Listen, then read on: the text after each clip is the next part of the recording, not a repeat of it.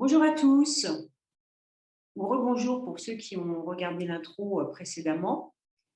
Je suis très contente de commencer avec vous ce nouveau programme et donc sur la thématique HPI, donc haut potentiel intellectuel, mais on verra aussi on parle de haut potentiel émotionnel. Et puis sur les 3 derniers jours, on parlera surtout de haut potentiel intuitif. J'y reviendrai. Donc aujourd'hui, on va surtout s'attarder à définir et à commencer à avoir un regard un peu scientifique, technique, biologique sur ce qui fait qu'aujourd'hui, on arrive à détecter effectivement que certaines personnes ont cette particularité qu'on appelle haut potentiel intellectuel, mais qu'on appelle également par plein d'autres termes. On parle de douance, on parle de zèbre, on parle de surdoué, de prodigue, de génie, d'atypique. Voilà, autant de qualificatifs en tout cas qui définissent aujourd'hui ces personnes, ces individus, ces enfants, ces ados qui effectivement semblent avoir des particularités atypiques qui les distinguent et qui parfois même les met en souffrance. On le verra tout le long de ce programme. Donc tout d'abord, je voulais faire un petit clin d'œil à la série qui cartonne en ce moment qui s'appelle HPI. Donc voilà, donc c'est une série que j'ai trouvée très sympa. L'actrice est assez burlesque. Mais voilà, je voulais simplement rappeler que, et j'ai lu aussi que pas mal de hauts potentiels avaient décrié un petit peu cette série en indiquant que ça manquait de réalité.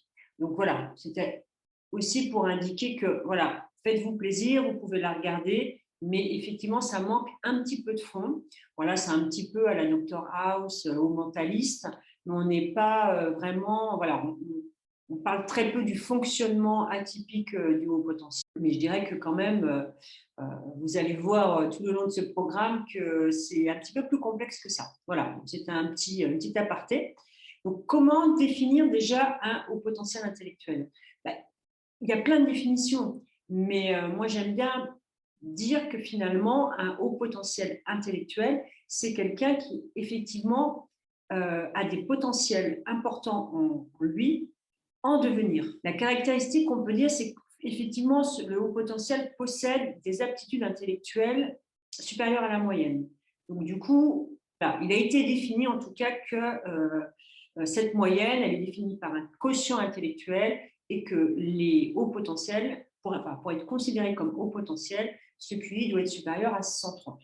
Et bien sûr, il peut aller pour beaucoup plus loin. Le haut potentiel, il a des qualités, c'est vrai, il a des qualités importantes.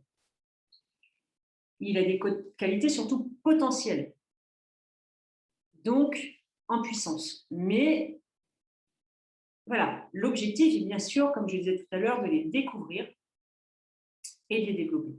Et donc,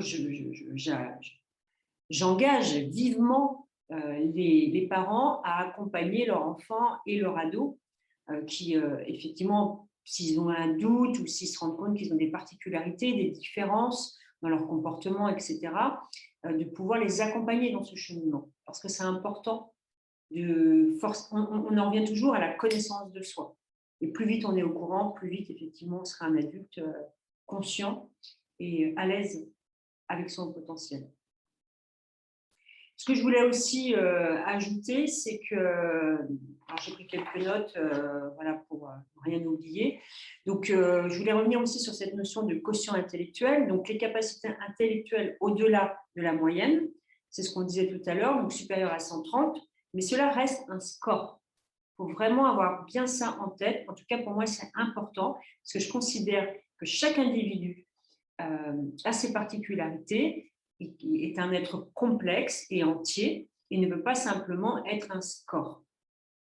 Donc, c'est intéressant. Il y a certaines personnes qui ont besoin d'aller vérifier ce score, de pouvoir mesurer ce score, de mesurer leur QI, leur quotient intellectuel, mais pour d'autres, ce n'est pas nécessaire. Donc, chacun voilà, fait comme il en a envie. Mais en tout cas, même si effectivement ce score peut être intéressant, il n'est pas suffisant. Nous y reviendrons dans la boîte à outils du jour 4 de mémoire. Alors, je voulais aussi vous mettre quelques chiffres qui me paraissaient importants, voilà, au moins pour les avoir en tête. Environ 20% des hauts potentiels intellectuels n'atteignent pas le bac. Un tiers vont redoubler au moins une classe. Des rapports conflictuels avec les enseignants qui provoquent en plus une chute des résultats scolaires de 80% des hauts potentiels intellectuels, donc c'est pas rien. 2 tiers sont considérés comme médiocres car ils ont du mal à s'intégrer, comme je vous disais tout à l'heure, et se faire au système scolaire actuel. Et le plus grave, on va dire surtout, c'est qu'avant l'âge de 12 ans, près de 10% vont parler suicide ou faire une tentative. Alors, pourquoi? Parce que le haut potentiel vit souvent, alors je dis bien souvent parce que ce n'est pas une généralité, mais vit souvent très mal sa douance. Alors, on va comprendre effectivement tout le long du programme les raisons pour lesquelles, effectivement, la douance n'est pas forcément toujours un avantage et peut être parfois même très difficile à vivre pour certains. Donc, d'abord, le fonctionnement du HPI. Quelques caractéristiques. Le HPI traite l'information, on va dire, différemment des autres. On parle de traitement de l'information plus efficace et d'une mémoire à court terme plus performante. Et c'est ça qui va permettre au potentiel, on va dire, de résoudre des problèmes avec beaucoup plus de données et sur un temps plus long. Je m'explique. Si vous soumettez à un HPI une problématique, il ira chercher avec sa mémoire vive, donc sa mémoire instantanée, beaucoup de données. Et parfois, ça peut le rendre même confus. Beaucoup de données et sur une durée beaucoup plus longue. Donc, il va aller chercher d'autres informations. Ce qui fait que pour un normopensant, ce qu'on appelle les normopensants, qui lui a, on va dire, un cerveau beaucoup plus linéaire, le HPI parle souvent de cerveau dit en étoile ou dit en arborescence. Lui, il va aller un peu comme un ordinateur, c'est-à-dire qu'il va aller chercher énormément de données parce que sa mémoire vive, elle est très efficace et très performante. Et puis, il va être en capacité, en gros, d'exécuter plein de tâches en même temps. Donc voilà, ça, c'est une vraie particularité, en tout cas, du haut potentiel. Au niveau neurologique et biologique, j'ai fait quelques recherches très rapides. Voilà, ça explique aussi ce que je viens de dire. Des études démontrent effectivement que le cerveau d'un haut potentiel intellectuel fait apparaître un cortex préfrontal, c'est-à-dire la partie du cerveau qui est juste devant au niveau du front, qui est le cerveau qui pense, on va dire, la partie pensante du cerveau. Et voilà, il a été constaté que cette partie se développe plus rapidement que chez les normopensants. Et donc, en fait, cette partie pensante, elle grossit plus rapidement au début, donc quand il est petit, et puis elle va s'amincir durant l'adolescence. Bien sûr, ça rentre, bien sûr, on ne va pas dire que les HPI, ils ont un front plus élevé ou plus grand. Voilà, une petite blague. Donc, je vous ai parlé tout à l'heure au potentiel intellectuel, émotionnel, intuitif. Vous verrez, ça, c'est très important de bien comprendre cette partie-là. Et puis, je voulais aussi vous dire qu'un élément à prendre en compte, mais on en reparlera dans les outils, c'est que quand on passe les tests de QI, par exemple, il faut savoir qu'on réalise 4 évaluations, donc 4 notes qui vont de 1 à 19. Et donc, un individu qui passe ces tests va être considéré comme HPI à partir du moment où il obtient sur les 4 évaluations au minimum 14 sur 19. Et il est dit que si un individu passant les tests obtient 4 notes homogènes, c'est-à-dire 4 fois 16 par exemple, on parle d'un HPI dit laminaire. Sinon, si on a un HPI qui a sur l'évaluation 1 va avoir 14, sur l'évaluation 2 va avoir 19, sur l'évaluation 3 va avoir 16, et sur l'évaluation 4, il va avoir 15, admettons. Là, on parle d'un HPI dit complexe. Voilà, c'était une petite information complémentaire.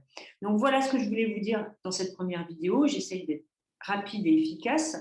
Voilà, demain, jour 2, ce sera beaucoup plus… on va rentrer vraiment plus dans le vif du sujet où là, il y aura un effet miroir, j'espère, avec vous. On va parler des caractéristiques plus du haut potentiel intellectuel. Qu'est-ce qu'il caractérise? Qu'est-ce qu'on retrouve, on va dire, de manière assez générale chez les HPI? Ce sont des particularités qu'on retrouve et qui peuvent effectivement déjà faire un effet résonner en soi, et ça donnera des premières informations, j'espère, pour tous ceux qui se posent encore des questions autour de ces thématiques, ou pour leurs enfants ou pour leurs ados. Voilà, merci beaucoup de votre écoute. N'hésitez pas, s'il vous plaît, à liker, commenter et bien sûr vous abonner pour pouvoir avoir accès, être au courant de la prochaine vidéo. Et puis, je voulais aussi vous préciser, comme d'habitude, vous retrouverez effectivement ces informations dans à propos et à la fin de cette vidéo. Je propose bien sûr mes services de coach de vie, puisque je suis certifiée niveau 5 RNC, niveau 7 RNCP, c'est-à-dire comme un bac plus 5 en tant que coach. Donc, si vous avez besoin d'un accompagnement plus personnalisé, je me tiens à votre disposition. Il suffit juste de m'envoyer un petit mail et je vous proposerai bien sûr un premier contact par téléphone afin de faire le point sur votre demande sans engagement. Voilà, vous savez tout. Plein de bisous, à bientôt pour la prochaine vidéo.